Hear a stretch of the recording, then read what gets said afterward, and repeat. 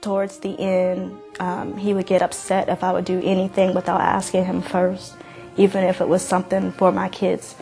Argue with me, scream at me in front of the kids and stuff, putting his foot in my face, throwing food at me, waking up with water being poured in my face. But when it was physical, it was like a war in the house. It was so dramatic and traumatic.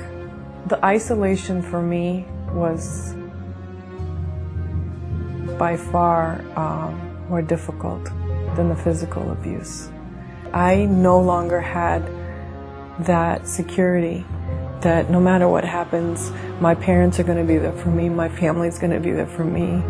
I had got beat up really bad with a coffee pot, and it broke. It became a weapon, and it was sharp edges, and he was pounding me in my head, and I was on the floor crying, "Stop, stop, please, you're hurting me." And he was like, "No, I'm gonna kill you, bitch, I'm gonna kill you." And I just remember getting real weak and like seeing my blood on the floor. And that's when I knew then that I had to go.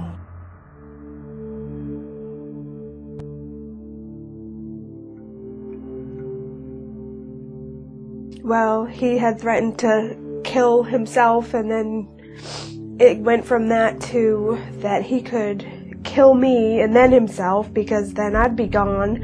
People say, well, why don't you just leave if you're not happy or whatever? And it's not that easy. I was facing, not having a place to live. I didn't have work. It was very complex. I didn't have any control of my finances. I didn't know how much money we had in the bank half the time. He paid all the bills. Almost everything was in his name. You are down to the point where you've lost everything. And then your self-esteem is like so shallow that you think less of yourself. I needed schooling.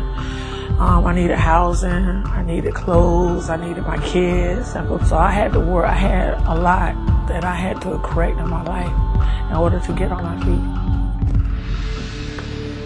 I ended up in the streets for a few weeks, but then I came to the shelter. She would call me and see how I was doing. She put me in touch with an attorney that I could talk to if I had questions. For somebody here to say, we understand and we're here to listen, well, it meant a big difference because I had nobody.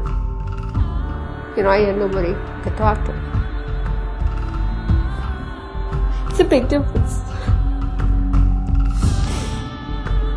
It took 10 years for me to get out, unfortunately. It took 10 years, and it was the last 2 years that it got so bad that I finally said, towards the end, I have to get out. Other places looked down on me. They thought I wasn't going to make it. I never got my kids back. I was going to die to drugs. I was going to go back to my husband. I never heard that from them. They said, Shretha, you can do this. You're going to make it. They're here to help. They're here to encourage you and help you to do whatever it is that you want to do to make your life better. You're not the one that has to be embarrassed because you're not the abuser.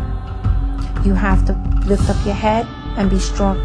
What they gave me was a chance. I couldn't have gone through that by myself. I really needed that guidance.